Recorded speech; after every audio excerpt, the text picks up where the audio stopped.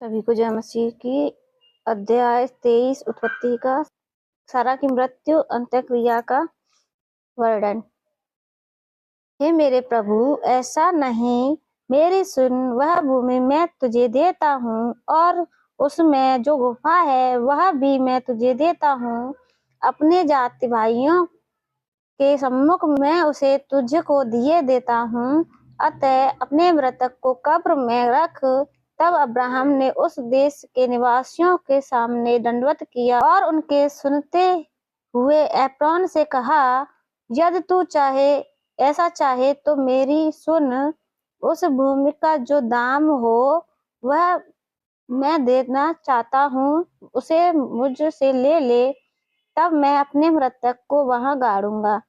Apron ने Abraham को यह उत्तर दिया, हे मेरे प्रभु, मेरी बात सुन।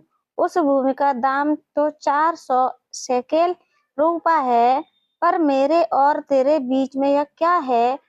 अपने मृतकों को कब्र में रख। अब्राहम ने एप्रॉन की मानकर उसको उतना रुपया तौल दिया जितना उसने इब्तियों के सुनते हुए कहा था, अर्थात 400 ऐसे शेकेल जो व्यापारियों में चलते थे। इस प्रकार एप्रॉन की भूमि जो मेम्रे के सम्मुख मकपेला में थी, वह गुफा समेत और उन सब वृक्षों समेत भी जो उसमें और उसके चारों ओर सीमा पर थे, जितने हिब्ती उसके नगर के फाटक से होकर भीतर जाते थे, उन सबों के सामने अब्राहम के अधिकार में पक्की रीति से आ गई। इसके पश्चात अब्राहम ने अपनी पत्नी सारा को उस मकपेला वाली भूमि की गुफा में जो ममरे के अर्थात हेब्रोन के सामने कनान देश में है, मिट्टी दी।